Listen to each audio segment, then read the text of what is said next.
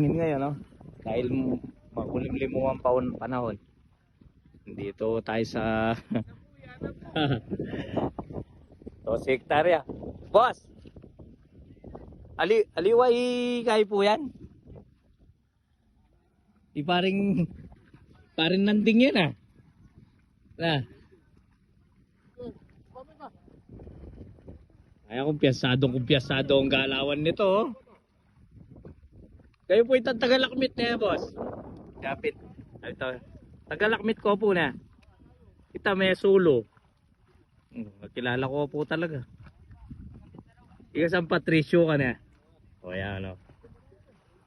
Kilala ko nga po rin eh. Kilala ang galawan nila.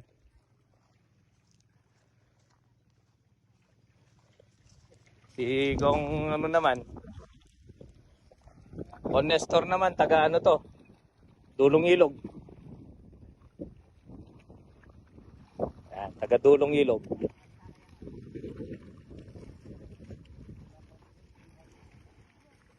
Yun.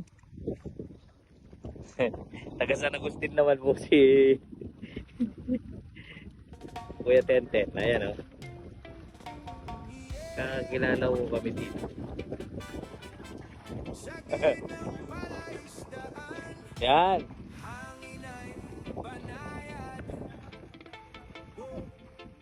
Pa. Opo, magbuena mano kayo po. Ay, siya pong negosyohan niya po kasi ni. Ano sampling eh, mami po persi.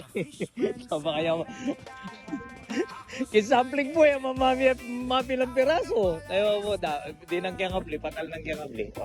Buena mano to. Po. Kaya yung buena mano po. Para kahit negosyante po kasi si Tatang. Eh, hindi uwiri yun. Talagang ano natin. Patakaran, sabi nga.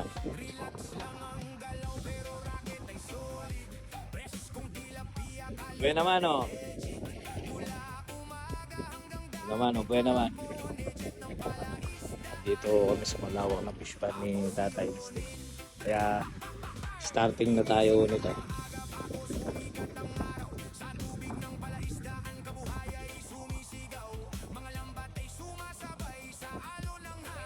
Ito yan, mahaba ko itong fish cage natin kaya walang problema. Saka solid ang aerator natin o ngayon. Tiyagin, tumulong. Okay. Sample daw. Tsaka buena manong ilang piraso. 12 piraso lang daw. Tama, ayos na. Luminis na. 4-5 balos yung isda na yan. Ganda ng kilatis. Up. 12 piraso mo to.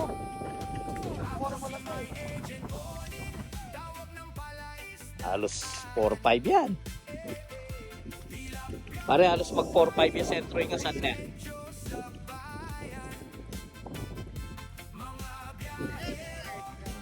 Wala ka na. Par, pintala ka rin Michael. Pagalmusalan. Pagalmusalan daw ko lang. Ayun na. Okay, ito isda natin, no?